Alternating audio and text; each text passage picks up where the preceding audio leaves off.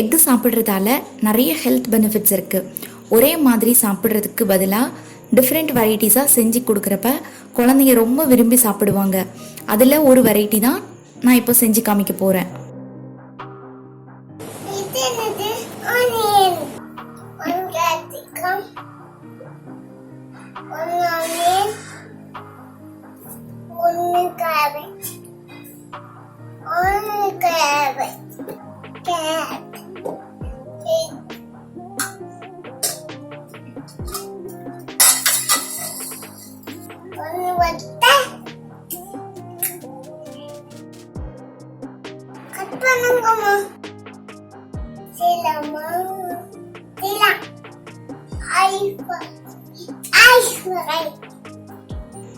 First ஒரு கடாய் வச்சுட்டு அதில் ஆயில் 1 டீஸ்பூன், தென் குட்டி குட்டியாக கட் பண்ணி வச்சுருக்க ஆனியன், கேரட், கேபேஜ் சேர்த்துட்டு லைட்டாக பச்சை வாசனை போகிற வரைக்கும் வதக்கி எடுத்துக்க போகிறோம்.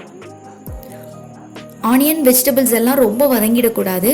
2 மினிட்ஸ் மட்டும் வதங்கினா போதும்.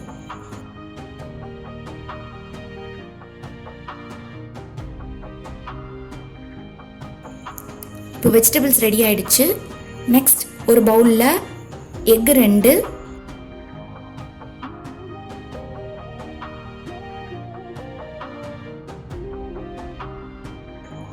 வதக்கி வச்சிருக்க வெங்காயம் எல்லாம் சேர்த்துட்டு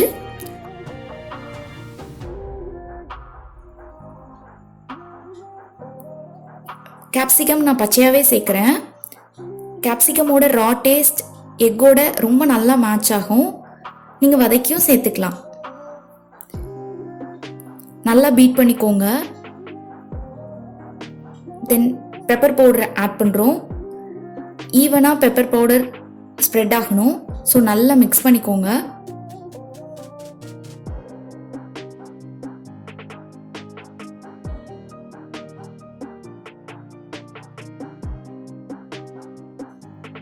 தென் தோசை ஊற்றுறதுக்கான தவா வச்சுட்டு ஸ்டவ் ஆன் பண்ணிடலாம்.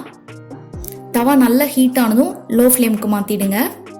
Butter 2 tablespoon. பட்டரை ஃபுல்லாக ஈவனாக தவாவில் ஸ்ப்ரெட் பண்ணிக்கோங்க. எக்கை இப்போ ஊற்றிடலாம்.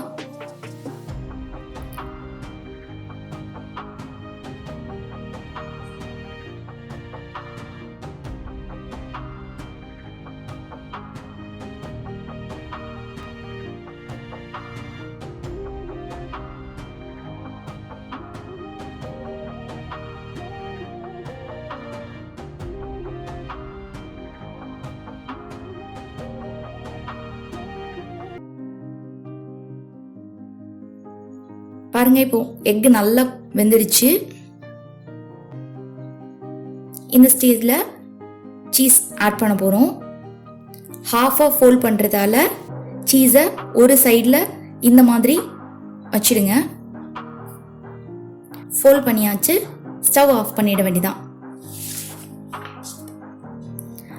நம்மளோட ஹெல்த்தியான சீஸி எக் தோசை ரெடி ஆயிடுச்சு. ரொம்ப ஈஸியாக வித்தின் 10 மினிட்ஸில் இந்த பிரேக்ஃபாஸ்ட் ரெடி பண்ணிட முடியும்.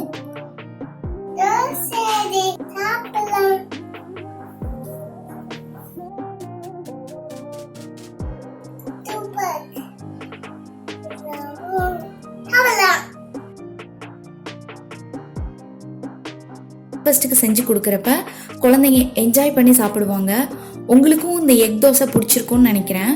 இந்த ரெசிபி ட்ரை பண்ணி பார்த்துட்டு டேஸ்ட் எப்படி இருக்குன்னு கமெண்ட் பண்ணுங்க.